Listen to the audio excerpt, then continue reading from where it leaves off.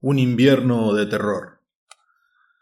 No todas fueron historias y anécdotas graciosas o épicas en el barrio. Como en la vida, como siempre, hubo tristezas, muchas tristezas, privaciones, tragedias, pequeñas o enormes según a quien le tocara sufrirlas, desgracias, adversidades, miserias y conflictos. Y también existieron los hechos, sucesos y relatos tenebrosos, misteriosos y estremecedores. Desde siempre se habían escuchado, sobre todo de boca de los más grandes, las matronas y las abuelas, historias que rozaban lo sobrenatural y lo tétrico y que, a medida que pasaba el tiempo, iban adquiriendo la categoría de leyendas. Pero ojo, que nadie ponía en duda su veracidad, y se las citaba con respeto y hasta con temor, con la esperanza de que no se repitieran y uno nunca tuviera que ser testigo o víctima de alguno de esos escabrosos acontecimientos. Dios lo libre, como decían las viejas. Estaba, por ejemplo, la historia de la Llorona. Se decía que en las noches de invierno frías, solitarias, a la hora en que hasta los perros se guardaban y solo quedaban los gatos callejeros como silenciosos e indiferentes observadores, en algún rincón oscuro aparecía la Llorona. En aquella época las calles estaban iluminadas muy precariamente, un foco de luz mortecina y de poco alcance en cada esquina y uno a la mitad hacían de cada cuadra una boca de lobo, y más en las veredas, donde el ramaje de los árboles proyectaba sombras atemorizantes y lúgubres. Nadie dejaba la luz de la calle, como se le llamaba a la lámpara o el aplique de la puerta de entrada, prendida. Era un gasto impensado y, por supuesto, superfluo. Por lo tanto, los recovecos sombríos abundaban, desafiando la imaginación de los escasos transeúntes de las gélidas horas nocturnas para los que cada sombra se transformaba en un monstruo terrible. Y era en esos espacios propicios donde aparecía la temible Llorona. Una figura toda vestida de negro, acurrucada, acuclillada, que gemía lastimosamente como sufriendo dolores o males inconsolables. Entonces, cuando el incauto se acercaba con ánimo de ayudar a quien parecía una viejecita desvalida en apuros, tras los negros ropajes se descubría un personaje siniestro que atacaba con fines no del todo claros. Varios del barrio juraban haberse topado con el singular portento, aunque solo uno de ellos relataba una situación más, si se quiere, lógica y convincente. Al paso y atención de los ingenuos desprevenidos, los lúgubres trapos se abrían y lo que aparecía era un ladrón, un ratero oportunista y aprovechador, sabedor del miedo popular que despojaba al ocasional caminante asustado de sus pertenencias. «Qué llorona ni llorona», explicaba Roberto Favero, víctima de un episodio no tan sobrenatural según su experiencia. «Era un vivo, un chorro que me sacó 20 mangos y el reloj. ¡Hijo de puta! ¿Qué me vienen con cuentos de brujas?», protestaba indignado. De todos modos, la sugestión superaba los terrenales argumentos y cuando tocaba volver tarde en las frías noches, no había escéptico ni valiente que no sintiera, aunque más no fuese, resquemor, intranquilidad o recelo. También solía contarse la siniestra historia del hombre de las cadenas. Igualmente, y siempre, en noches de invierno, nunca supe por qué el calor ahuyentaba a estos macabros personajes. En el silencio solo quebrado por maullidos, un aullido de algún perro insomne o el silbido y el traca-traca del tren allá a lo lejos, se escuchaba claramente, terrorífico, maléfico y sobrecogedor, el ruido de cadenas entrechocándose y arrastradas por algún ser diabólico que, cabe destacar, nunca nadie había visto. Eso sí, muchos decían haber oído el aterrador sonido que al despertarlos entre las noches había provocado miedo y pánico y la presurosa corrida a asegurar puertas y ventanas y correr cerrojos y cortinas. Según el decir popular, se trataba de un alma en pena que alguna vez, injustamente encarcelada y engrillada por crímenes que no cometió, volvía del más allá haciendo resonar los metales que lo esclavizaban, reclamando atención y justicia. Y así, esas y otras eran historias recurrentes que se contaban en ruedas de viejas, en los velorios, con el anís 8 hermanos de por medio, y a veces también en las reuniones de la barra en el bar del Cruce o en la esquina de Don Contreras, cuando se agotaban los temas y el morbo de algunos daba rienda suelta a la imaginación, las fantasías y conjeturas, provocando la sugestión de todos. Y entonces, los más chicos, nos íbamos a dormir mirando de reojo los rincones ensombrecidos a la espera de alguna aparición fantasmagórica y pavorosa. Pero un año, aquel helado invierno de 1971, el temor se volvió tangible y real. Todo había empezado como un rumor, un chisme. Reunidos en la esquina del Cruce y apoyados en la vidriera del bar, fue el Aníbal Fuentes quien dio las primeras noticias.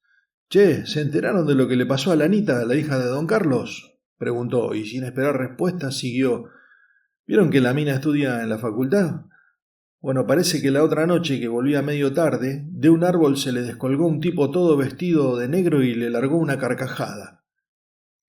«¿Cómo una carcajada? ¿Una risa?», preguntó el Carosito. «Sí, salame, una risa, pero fuerte, fuertísima», acotó el Aníbal.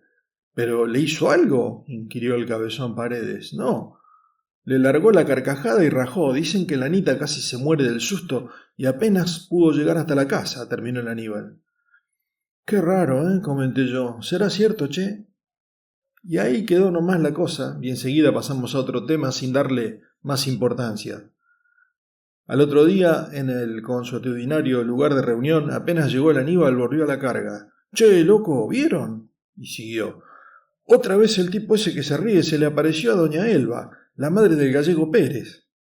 La vieja se desmayó y tuvieron que llamar a la ambulancia. Se armó un quilombo bárbaro», relataba excitado.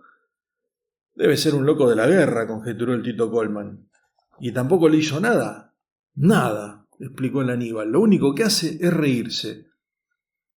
«Mirá si se te aparece a vos y te ve la cabeza», le dijo el caroso Colman al negro Ugolini.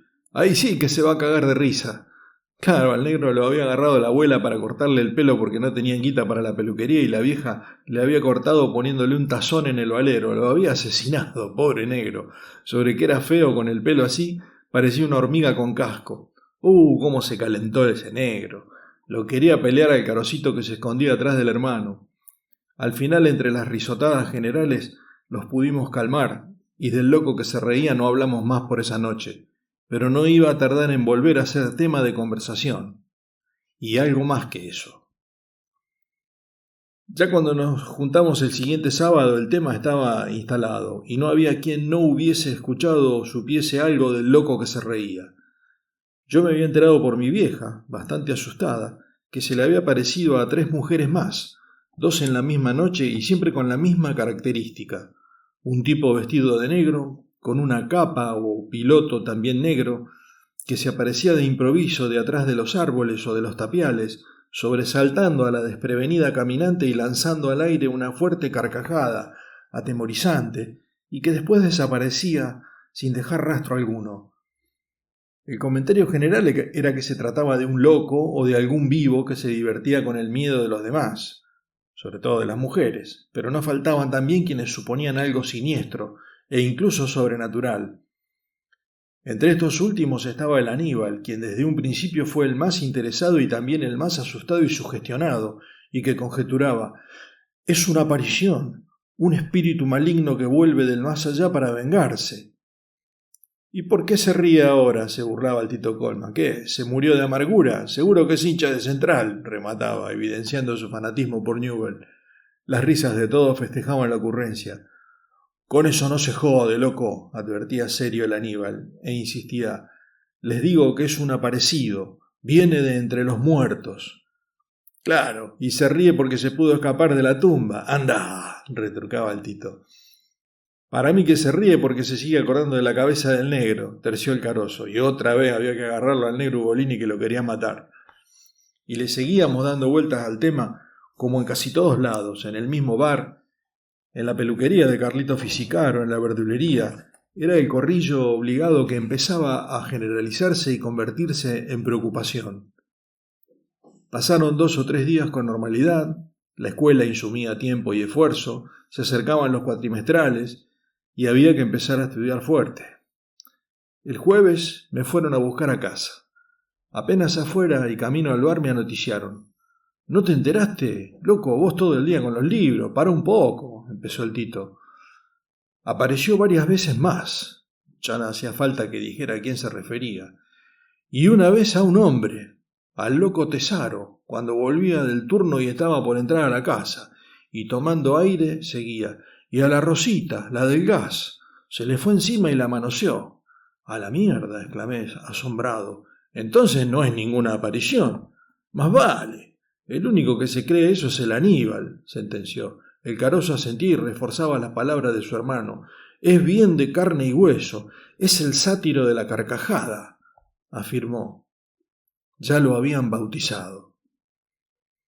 Es que ya habían sido muchos casos, siempre con la risa histérica, sorpresiva, y en el caso de la Rosita, parecía ser que la mina, conocida por lo machona, no se había asustado tan fácilmente, había reaccionado rápidamente tirándole un carterazo, y ahí entraba la duda, porque ella misma no sabía explicar si lo había enredado al tipo con la cartera o cómo había sido. Lo cierto es que perdió pie con el envión y en un segundo el tipo estaba arriba de ella, empujándola, tocándola un instante hasta que de un salto desapareció.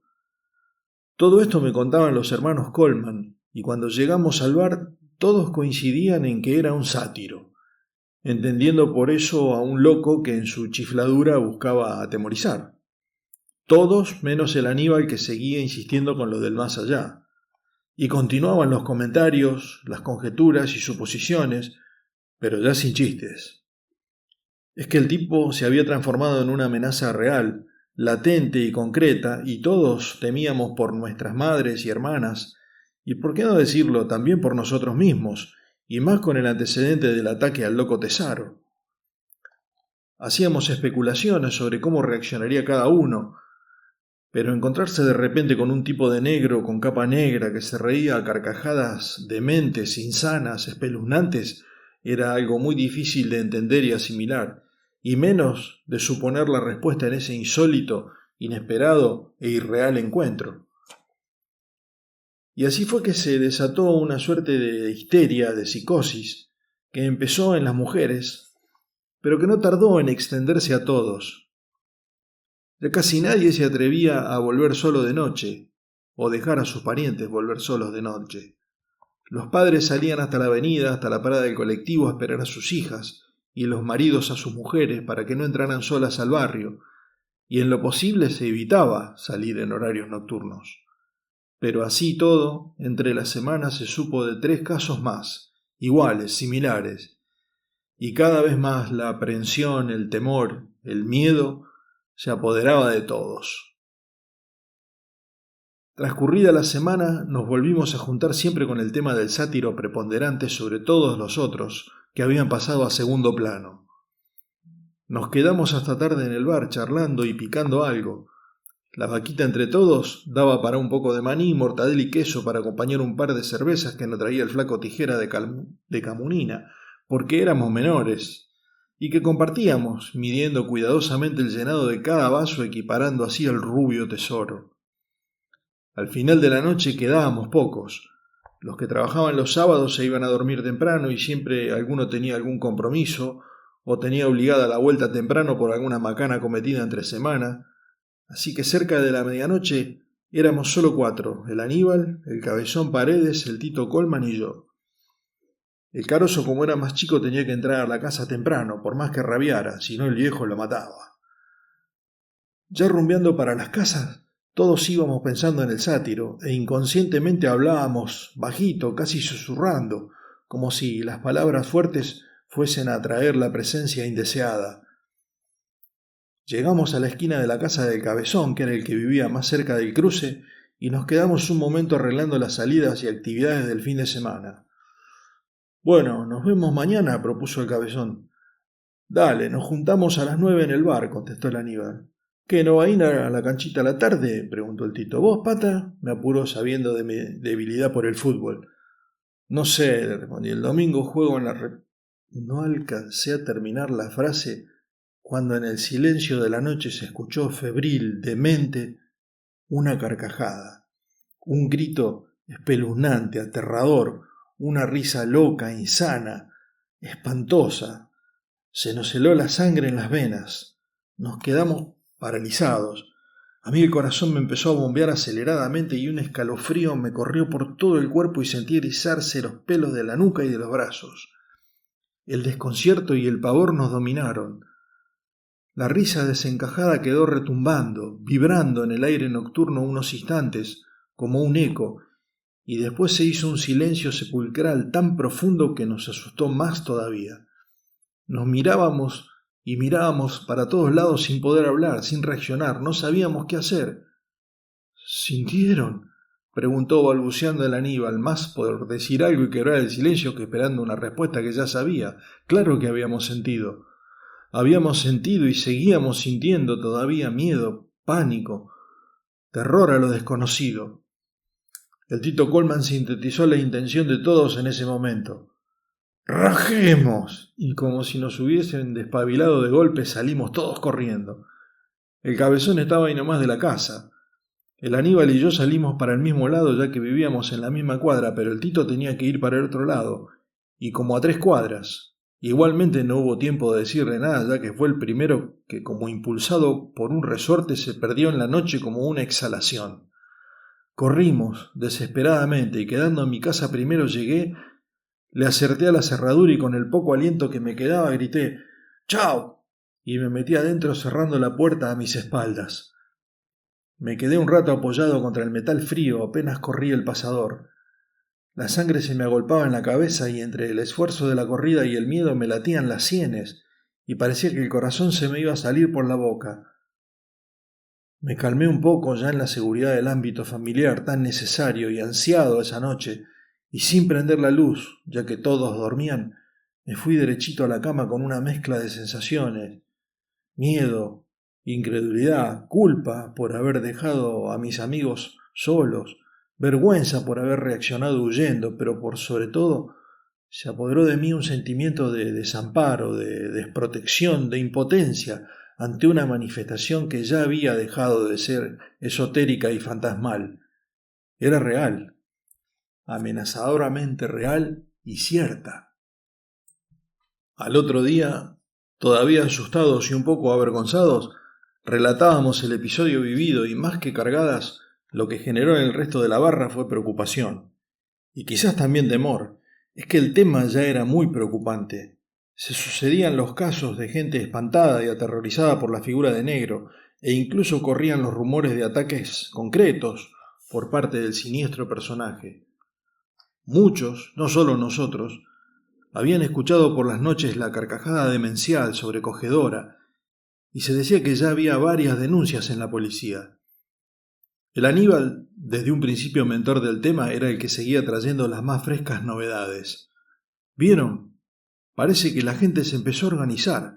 Como la cana no hace nada, van a salir a cazarlo. Sí, el miedo a lo desconocido había provocado una reacción. Los hombres del barrio, encabezados por el loco Tesaro, que lo había sufrido en carne propia, y el Roberto Favero, aquel del episodio con la Llorona, habían armado una reunión el martes a las 9 en el club, desde donde saldrían a las calles para ver si encontraban al temido sátiro de la carcajada. Llegó el martes y con la excusa de despejarme un poco del estudio me escabullí de casa y me fui para el club a ver qué pasaba. Llegué cuando ya estaban saliendo.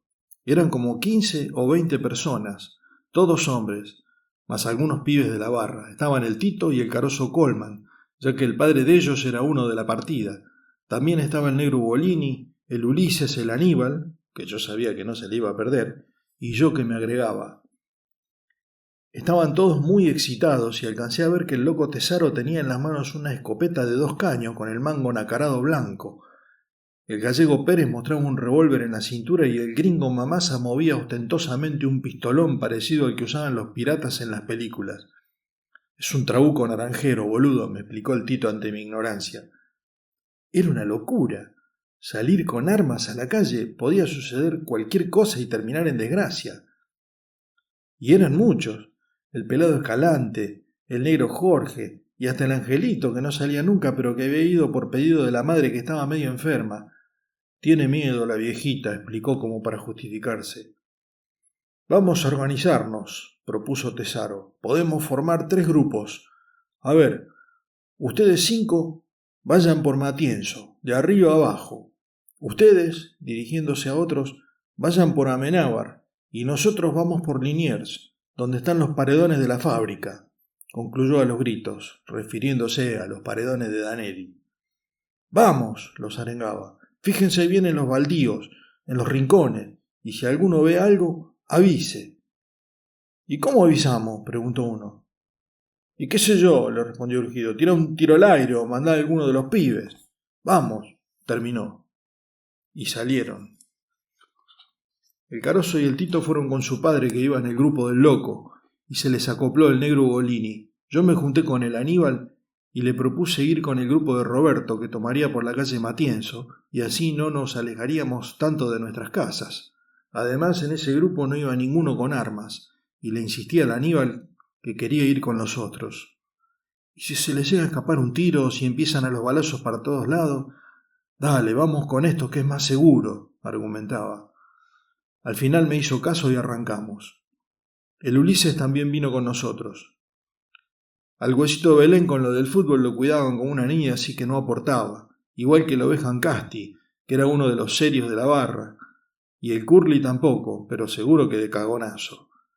Ya eran como las 10:30 de la noche, hacía un frío bárbaro y no había nadie en las calles. Íbamos por el medio de la calle, no muy separados, y con un poco de luz cuando pasábamos debajo de los focos, sino casi en penumbras, y siendo calles de tierra por ahí metíamos el pie en algún pozo o en alguna huella, y entonces se escuchaba una puteada o una maldición. No se veía nada, pero un ruido en un árbol o el mismo viento nos hacía sobresaltar y mirábamos todos para ese lado deteniéndonos un instante a ver si se distinguía algo, y ante la falsa alarma seguíamos. Yo iba pegado al Aníbal y la verdad es que estaba asustado, no por lo que pudiera hacernos el sátiro ya que éramos muchos, sino por las situaciones inesperadas que se pudiesen presentar. Además de tanto escuchar y tanto hablar del tema, el sátiro se había convertido en un personaje alucinante, peligroso, poderoso, que con la capa al viento volaba de árbol en árbol y se aparecía detrás de los tapiales como una sombra, invisible, astuto y asesino.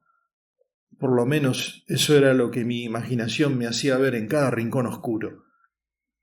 De repente se oyó a lo lejos un estampido, y luego otro más, eran disparos, y al escucharlos el Roberto gritó: «Me parece que vienen del lado del grupo del loco. ¡Vamos!»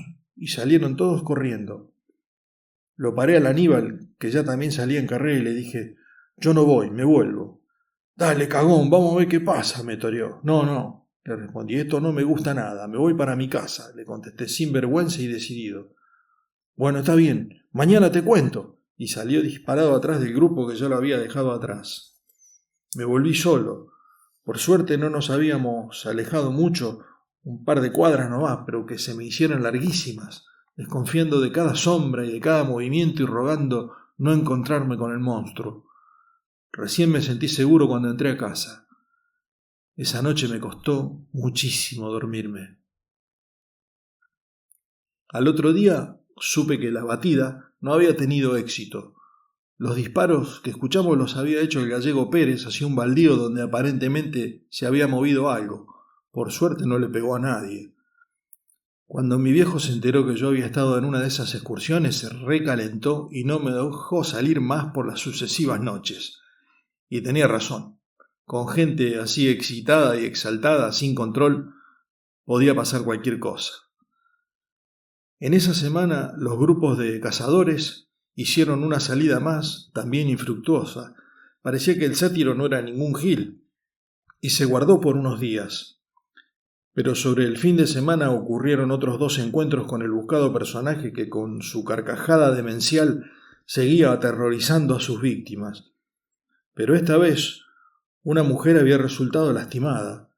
Era una vecina que no conocíamos y que vivía cerca de Daneri, y que, según contó y denunció a la policía, al volver sola de noche a su casa se encontró cara a cara con el sátiro, que en un brote de agresividad que hasta ese entonces no había demostrado, la acorraló contra la pared y le asestó un puntazo con un cuchillo o algo así en uno de sus brazos.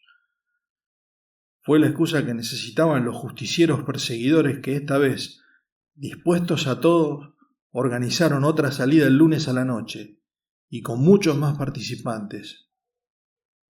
Yo no pude ni asomar la nariz a la calle esa noche, pero después me enteré por boca del Aníbal, que estaba como loco y que había sido parte de la cacería, que habían salido 6 grupos, barriendo distintas calles, y que uno de ellos había divisado a la silueta de negro que huía y así había empezado una persecución alocada por cuadras y cuadras del sátiro que, corriendo a una velocidad sobrenatural, según el Aníbal, escapaba de los distintos grupos que lo cercaban dirigiéndose hacia el cementerio. Cuando llegó al lado del paredón de la Piedad, dio un salto tremendo como de 5 metros, siempre según el Aníbal, y se perdió dentro del camposanto sin que nadie se atreviese a perseguirlo. «No sabés el salto que pegó, impresionante», nos contaba exaltado nuestro sugestionado amigo. «Parecía que volaba con la capa negra al viento. ¿Y cómo corre?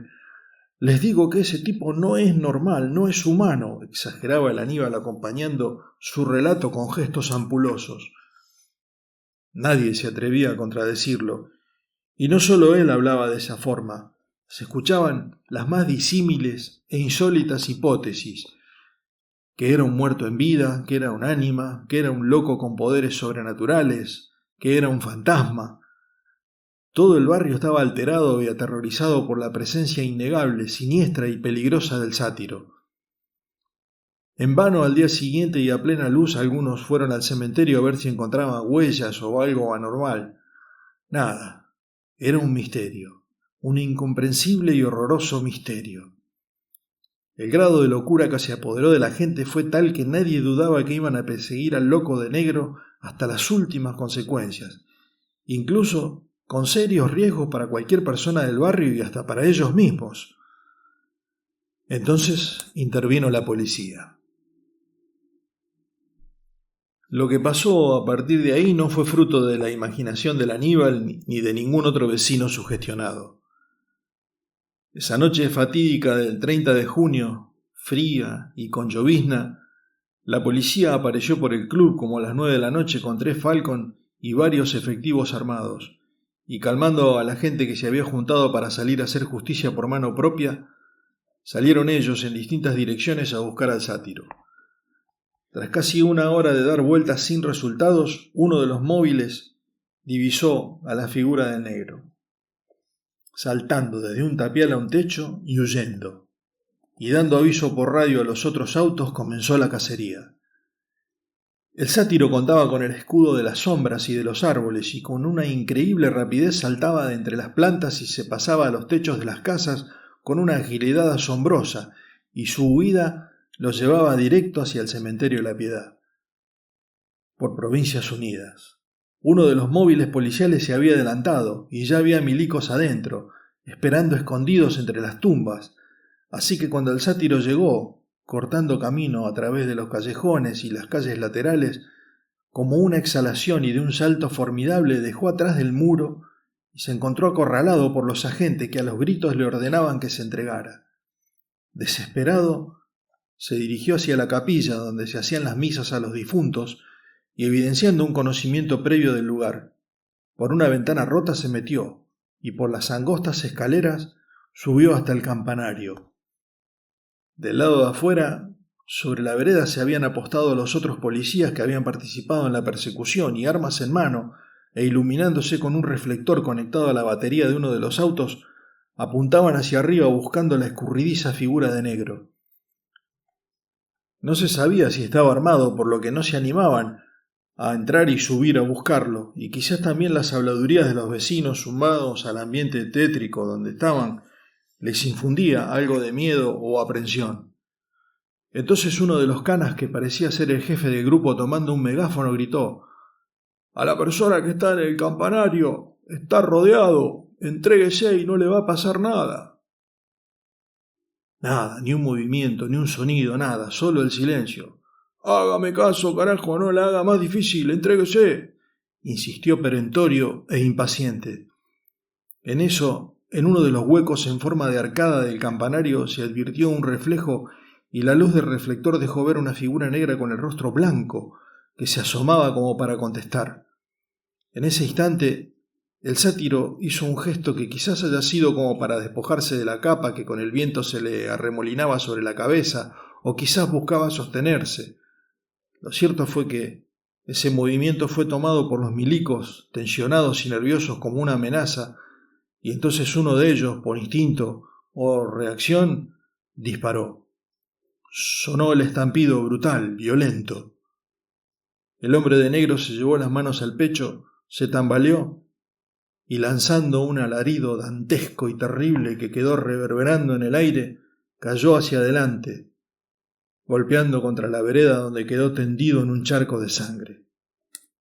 Hubo varios testigos de lo sucedido aquella noche, y todos coincidieron más o menos en el relato de estos hechos, pero por sobre todo resaltaron el terror de ver a la silueta negra cayendo y el grito espeluznante, interminable, cortando la noche y congelándoles la sangre en las venas.